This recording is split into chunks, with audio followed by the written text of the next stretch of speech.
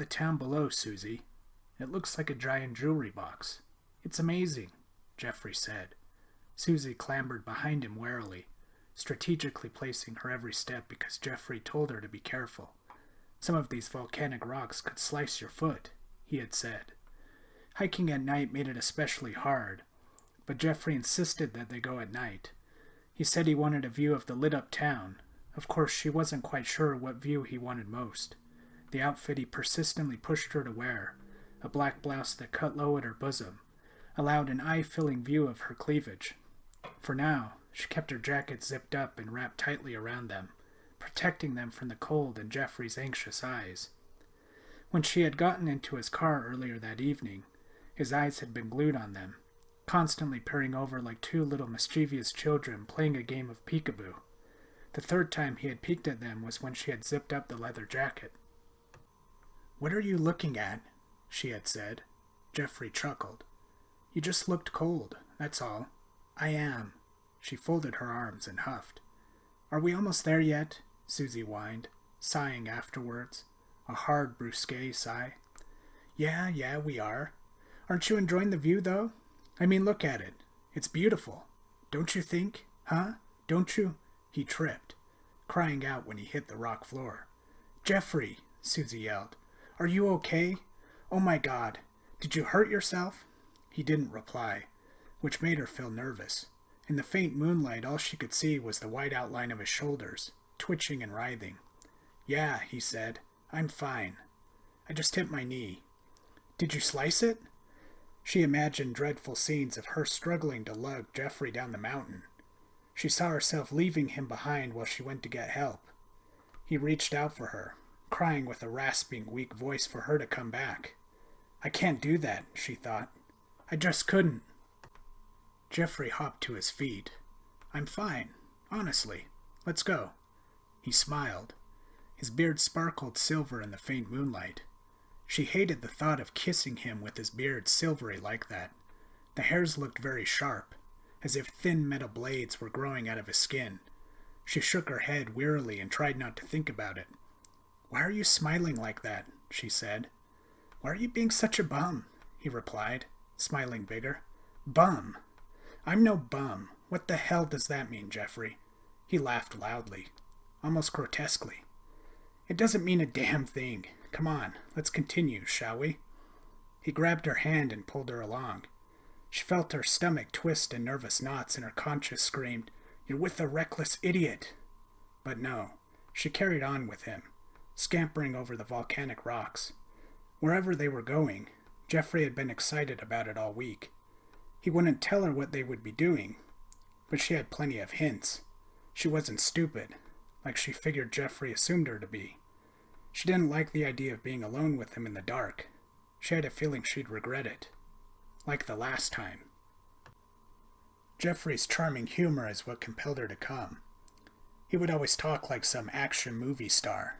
Sylvester Stallone was her personal favorite imitation. He always imitated the scene of a battered and beaten Rocky calling out for Adrian. Except Jeffrey would yell out Susie instead, and then he'd hug her and tell her he loved her.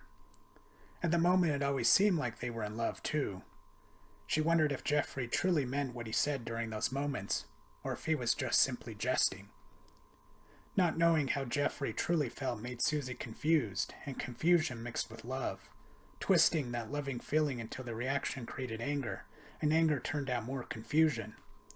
Her grandfather once told her that passion was a reckless thing. During those moments of disquieting anger and confusion, she full-heartedly agreed with her grandfather. The serrated rock floor came to an end and they trampled over smooth dirt ground where occasionally Susie felt her pants scrape against sagebrush. "We're almost there, Susie. I promise. Just another 30 feet or more." He giggled, making her excited. She felt that blossoming feeling of what she thought was love warming the center of her bosom. During their first date, she had felt that warm, excited feeling, only it was much more powerful, like a magnetic beam had drawn her to him, a magnetic beam that could make her glow. Glowing described her very well in those situations with Jeffrey. Her cheeks would flush red and her eyes would bloom wide and bright like sparkling firecrackers. They went to a movie on their first date. Jeffrey had asked what movie she would prefer to see, but she was so bedazzled she simply said, "I don't care," and giggled, giving him her glimmering, yearning stare. "We'll see whatever you want." They ended up viewing Bruce Willis's new Die Hard movie. Afterwards, she actually felt she could watch it again as long as Jeffrey was with her. At the time, his facial hair was finely trimmed and she found it extremely attractive. The way his eyes always looked squinted and sleepy she thought was ridiculously cute. Later that night, they parked in the vacant local grocery store parking lot. Jeffrey imitated Bruce Willis, saying the various jokes from the movie. Susie laughed hysterically. One thing led to another, passion driving them all the way. And suddenly Susie found herself with her shirt off and Jeffrey's sweaty hands gripping her waist. He panted as he gnawed at her neck. "I love you," she had said. He responded by nibbling at her ear. Sex was finished in 10 minutes. Afterwards was when the confusion began for Susie. She felt wounded in a rueful way, and it made her think of a small rabbit her and her older brother had found in the backyard when they were younger. Her brother had stabbed it with his pocket knife, and they both watched it squirm on the ground. She remembered feeling sick watching the rabbit die, sick and very afraid. It embarrassed her to think that what Jeffrey had done to her was similar to what her brother had done to that rabbit. During sex, she had sat on Jeffrey's lap in the back seat and he lifted her legs up toward her head, which made her calf muscles burn, causing her to squirm. "Stop squirming," Jeffrey had said once. That's when the thought of the dying rabbit first came to her mind. Her older brother, after he had stabbed the rabbit, said something along the lines of, "Whoa, it looks crazy squirming like that, huh, Susie?" Did I look crazy while having sex with Jeffrey? Susie stayed up the entire night thinking such thoughts. Did I look stupid? Was I doing it wrong? They came to a drooping cedar tree. "Here we are," Jeffrey said aloud. He giggled. "This is it?" Susie whispered. "Yeah, right here." A worn-out holy blanket covered the dirt. He sat down on it and looked up at her, smiling that impish smile of his. His eyes in the moonlight looked radiant and electrified. A disquieting thought came to her that he might just burn a hole in her if he continued to look at her long enough. She turned away and looked at the lit-up town in the far eastern horizon. "What's wrong, Susie?" "I don't know," she said. "I just don't." "Don't what?" "I don't like you looking at me that way," she wanted to say, but couldn't. Other thoughts contradicted. "Oh, God. But it shouldn't bother me. I'm attractive. That all it means when Jeffrey looks at me is that I'm attractive to him." "I don't like it out here. It bothers me," she said. "Ah, hell, everything bothers you." She felt heavy arms fall on her shoulders, slithering down to grab her breasts. She flinched and felt cold chills stir into a frenzy all over her back. "Don't," she said. That warm, blossoming feeling in her bosom died and a frigid, icy feeling replaced it. She grabbed his wrists and pulled, but she couldn't pry his hands off of her. "Come lay down with me." He pulled her backwards. She didn't fight it, although she wanted to. Something always seemed to hypnotize her whenever Jeffrey would fill her up, numbing her, arresting her with those frigid chills. "I don't want to," she whimpered. "Yeah, you do."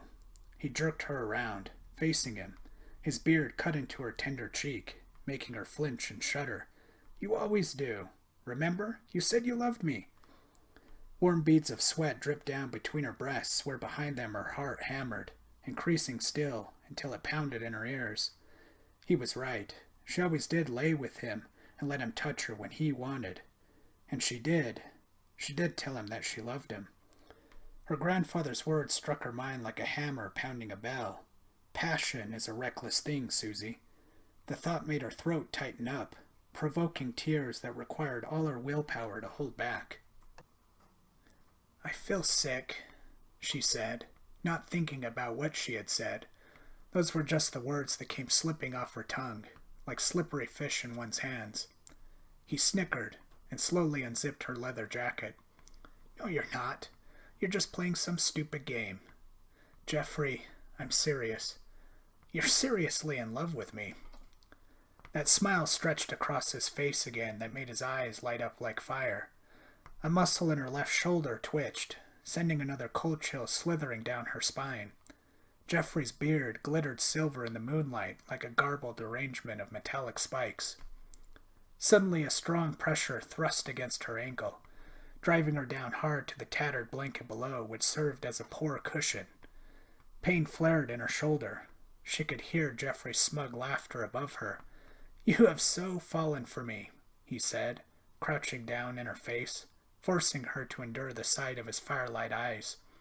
It didn't take long until a sharp pain struck her head, and she blanked out.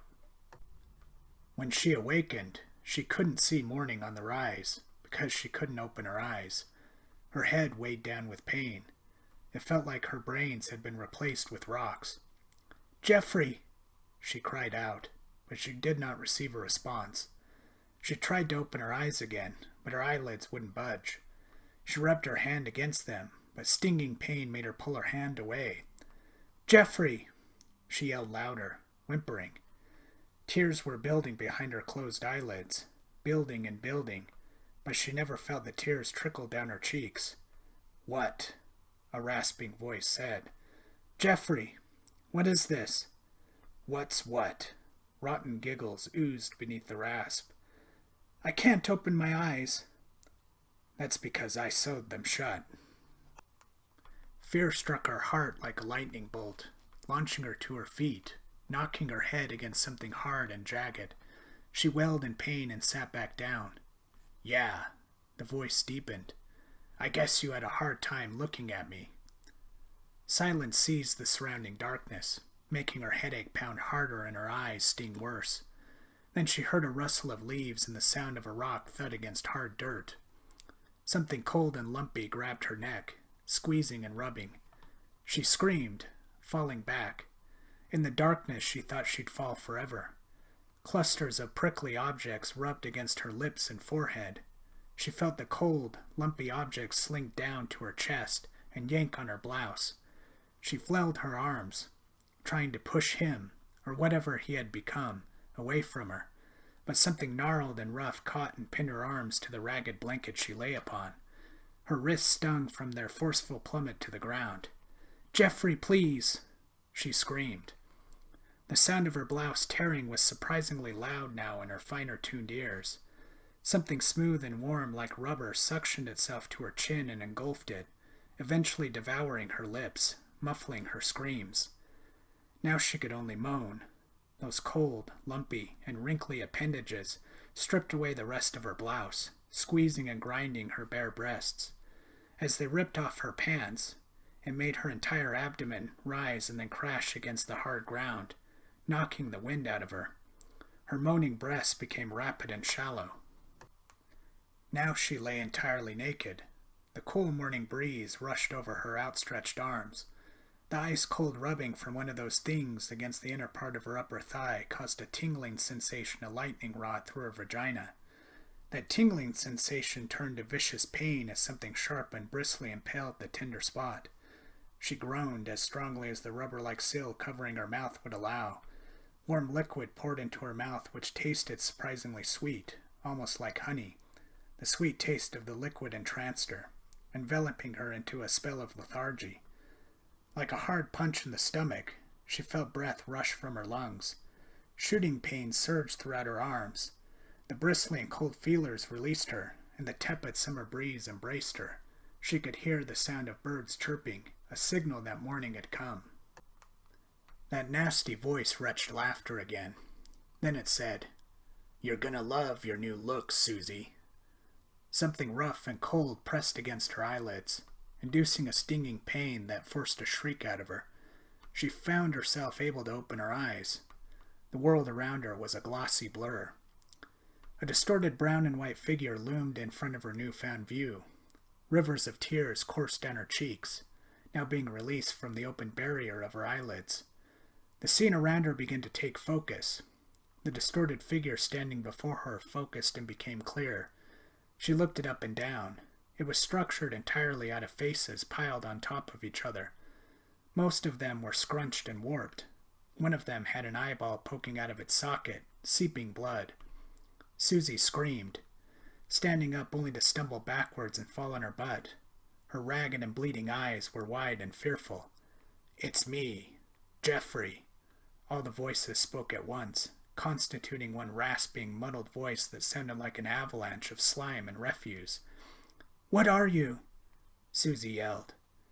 She tried not to look at him, but his magnetic beam kept pulling her gaze back to him. "Me? This is the way I'm supposed to look. And now I've made you more befitting for me." A wave of light suddenly burst from its center, light that matched the brilliance of a sun glare on a mirror. Within that light, she was able to see a reflection of herself. Her mouth dropped open, releasing a choked gasp.